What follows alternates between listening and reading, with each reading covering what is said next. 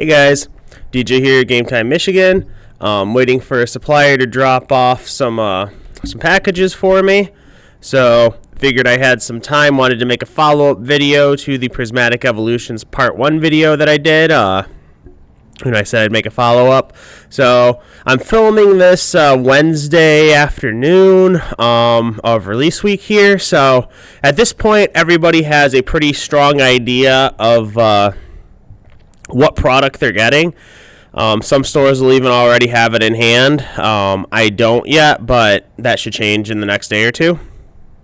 As far as product is going, I mean, it's worse than most people expected, to be honest. Prismatic numbers aren't good. I mean, there's stores that I know of in the area here that are receiving 10 Elite Trainer boxes.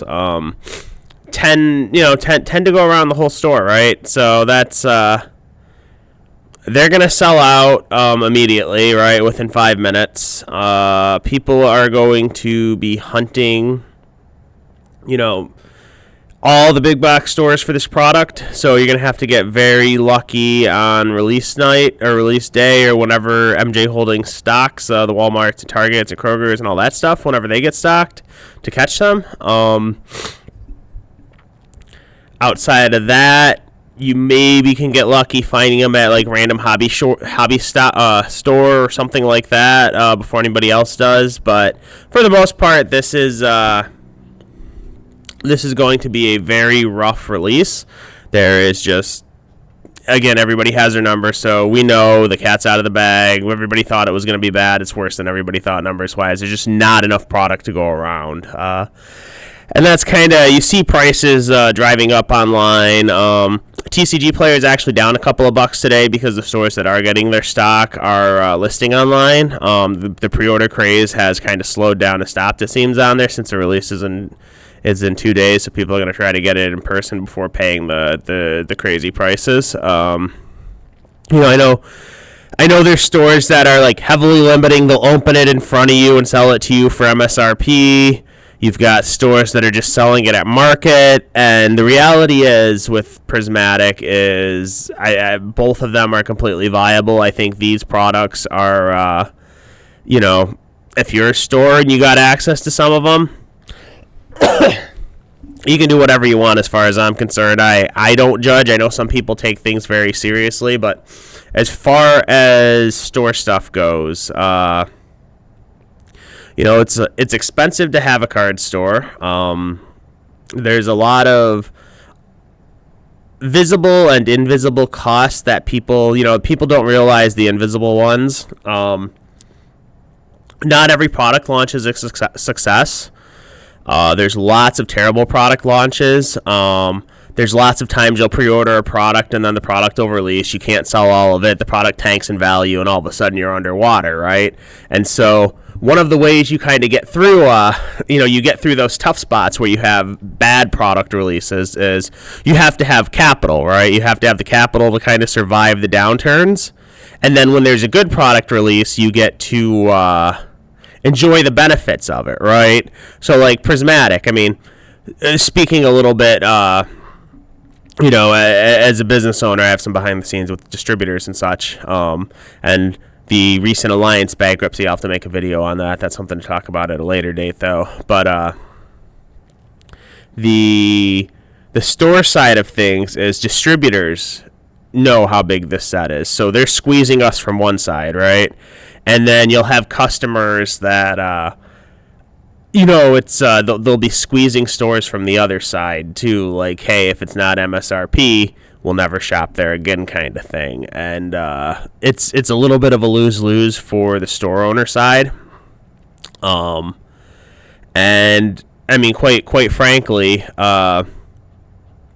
like I said, on the business side, we've had there's been a lot of bad releases the last couple of years where product has instantly tanked, and if you have the product, you're just immediately underwater.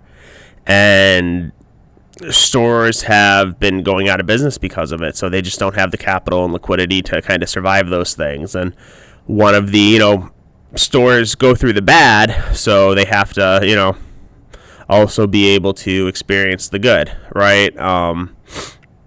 I know personal story is I've had people ask me if I'm going to be selling these ETBs for $40 a piece, right? And there's just, I mean, quite frankly, and I feel bad for collectors, but that's just something that's not going to happen, right? It's just not going to happen on that front.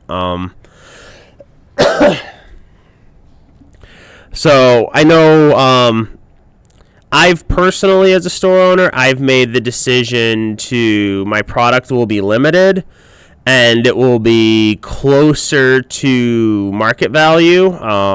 Market value minus a couple of bucks, maybe minus $10, something like that, wherever market value is come Thursday evening. I'm doing a midnight release at my shop, so we'll have product at midnight for sale. ETBs are going to be restricted to one per person. The other products will be restricted to. I'm just not sure exactly if it's going to be one or two on that front, but we'll be closer to market price on everything. We're not going to do MSRP.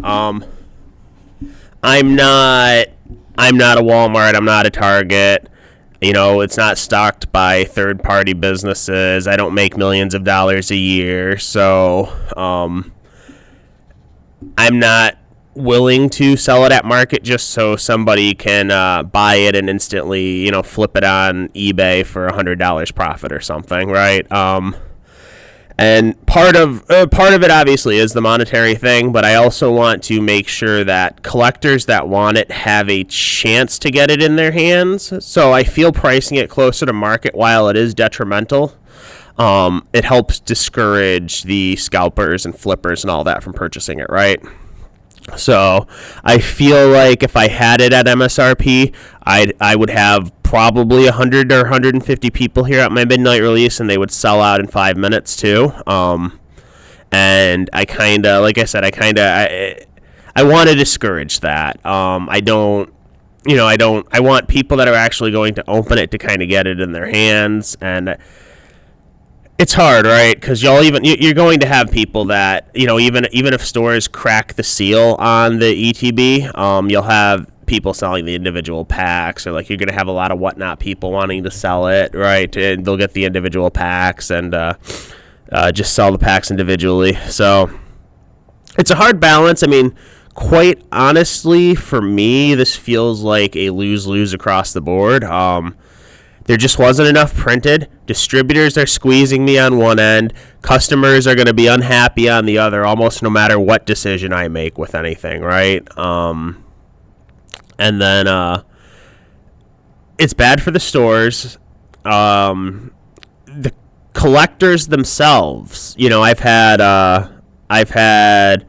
parents and their kids come in and talk about it and be like, DJ, we want to collect this set, but I don't want to pay $150 in ETB. So, my son's just going to be unhappy that he can't collect anything from this set. What am I supposed to do? And I get it. It sucks for collectors. The situation really, really sucks. I think the thing to focus on and remember with this is big picture stuff, right? So there are 3 big product release waves for Prismatic. Right, we've got this one on the 17th. There's one in February, one in March. There's one product that comes, I think, in like April, and then there's something that stores haven't even had a chance to pre-order yet that comes in like September. So there's going to be a lot, in the long term, right? If you expand it out to like 6 months or a year, there's going to be a lot of opportunity to get Prismatic Evolutions booster packs. So just because things are at an inflated price right now for this first wave release doesn't mean that they're going to stay there. I think, it's just like 151. 151 came out September of 2023, right? So it's almost a year and a half later, and we've got Blooming Waters coming out next month, which has more 151 packs. So I think Pokemon Company will recognize that there's not enough Prismatic Evolutions booster packs to go around, and they'll kind of seed it into different products throughout the year. So I think everybody will have a chance to get it, hopefully at a reasonable price. But things are rough. I'm a little fortunate in that I kind of figured this set was going to be big. So 6 months ago, when stores were getting orders set up and things like that, I went through several different suppliers, and did my best to secure as much as I could for for the store, for the customers here, right? And that's the thing too. Like I said, I know stores are just local stores, and they're getting like 10, right? I will be getting more than 10 ETBs, so I'll have more than 10 for sale. So that's good. The other part that sucks is me personally as a collector. I love to collect this stuff. Me owning the store comes first with everything. So like with Surging Sparks, I immediately sold out of everything I had on every restock I got. So when that happens, I don't get a chance to buy any for myself, right? Because I want to take care of my customers first. Same thing with Prismatic. I'm not going to get anything for myself because there's just not enough to go around, and I don't want to take from my customers. So that sucks on a personal level. At least with Surging Sparks, I was able to get some Pokemon Center Elite Trainer boxes. For Prismatic, I just happened to be here at the store running an event when the ETBs went on sale, and when I had a chance to sit down in front of the computer to try to order some, they had sold out. So same thing happened with Journey Together. I think I was sleeping through Journey Together because it was like at 8 a.m. or something my time. So that's a little unfortunate. Like on the personal level, I'm not going to be able to collect any of this set, but it is what it is. There will be other opportunity, and that's people have been asking me what would I do with Prismatic. My personal thoughts is at the current prices, I would hold off on buying it unless you're one of those people that want to have like the first set, or have an early master set, or get some early big hits to grade and resell, right? There's a lot of other opportunity out there, even in Scarlet Violet boxes. Prismatic Evolutions ETB case is like $1,400-$1,500 right now. You can buy a lot of booster boxes for that price. There's a lot of Scarlet Violet boxes that are under $200 a pop.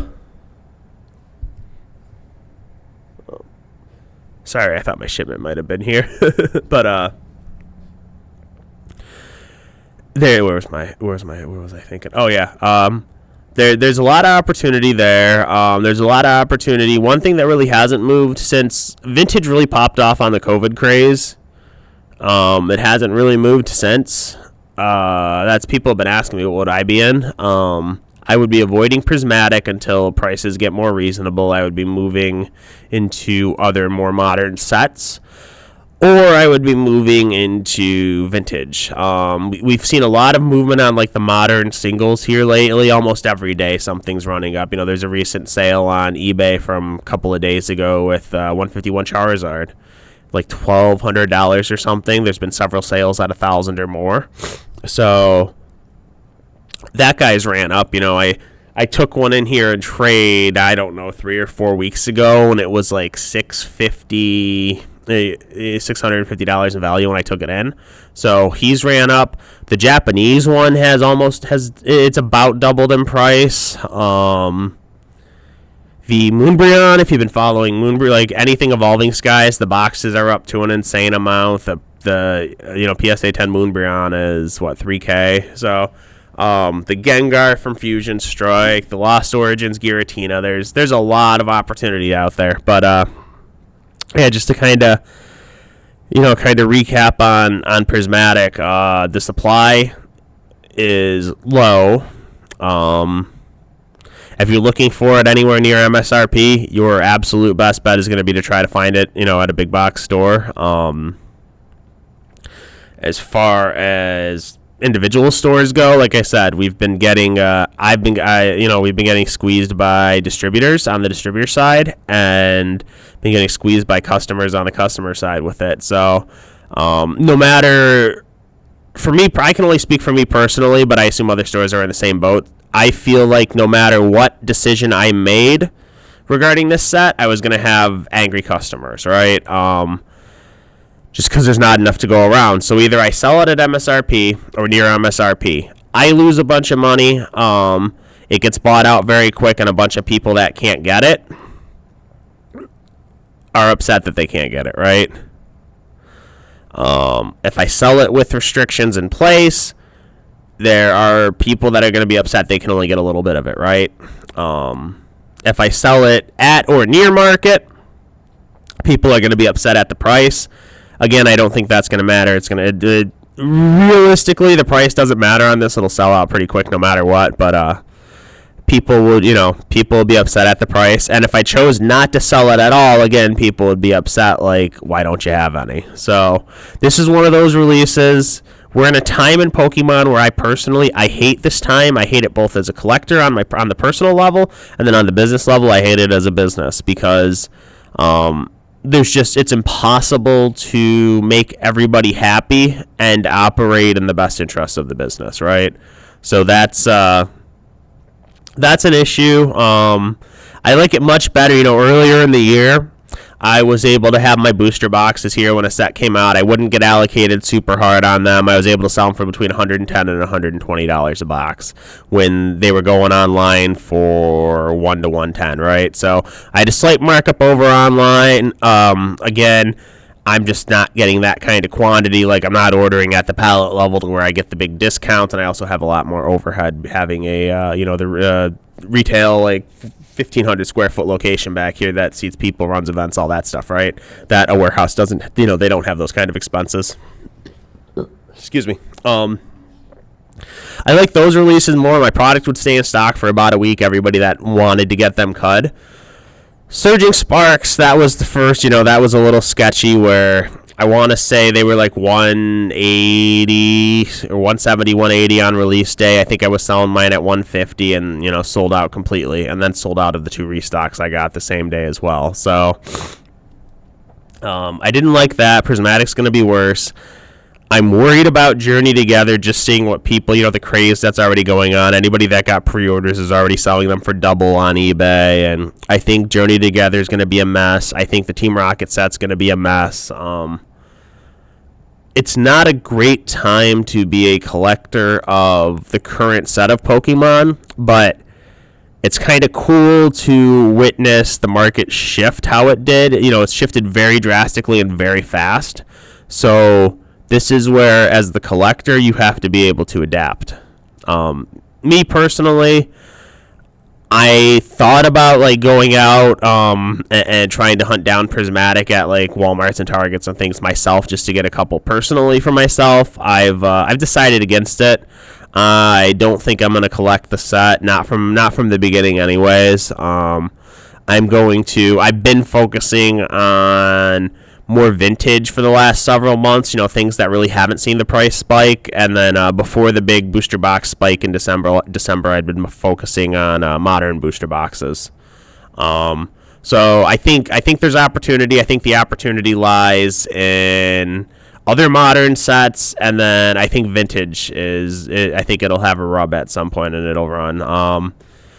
We're seeing 151 do very well. I think Blooming Waters will be our last opportunity to get sealed product of 151. I think that's a good target, and I do plan on trying to acquire some of that for myself. I think personally the singles on that side, once that set releases, the prices will temporarily tank, probably 10 to 20%. I think if you're missing if you don't have a master set and you're working on it, that's the time to buy. That's going to be the last real good buying opportunity for 151 singles.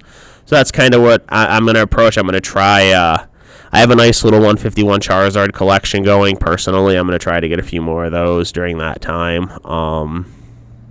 But I think that's kind of where you want to be. And I hate to say it, it sounds awful, especially coming from I'm a card store and I make money selling product, but I hate to say it, but I think you just sit Prismatic out unless you can find, these prices are crazy. And quite frankly, I was talking with a customer here the other day, and it's like, would you rather have a case of Prismatic ETBs or a Evolving Skies booster box? And my answer is the Evolving Skies booster box. There's so little of those out in the market right now. Price keeps going up. It's old. It's the best Sword and Shield set. So it's a very strong set to have. There's a couple of nice XY Evolution era and Sun and Moon era booster boxes and Evolving Skies booster box that you can all get for the same or cheaper price than a Prismatic ETB case. So that's kind of, I think those are much better buys. But yeah, that's kind of where I'm at. I don't think there's much else to say. I know, like I said, stores aren't getting very many. However, a store decides to handle their release, I don't fault them for it. I already have had angry customers reaching out to me. I'm gonna have some more, on the personal, on the business side, but there's not a whole lot I can do about it. I feel like if you're in a position to sell the product at MSRP and decide to, that's one thing. I just don't think it's a strong idea long term. I would rather hold on to it than sell it near MSRP. I think the ETBs will be good long term. I don't know if we'll get an ETB reprint, but anyways, I'm kind of rambling on here. So to kind of wrap it up, the situation, like everybody knows, it's not good. The quantity is just not there.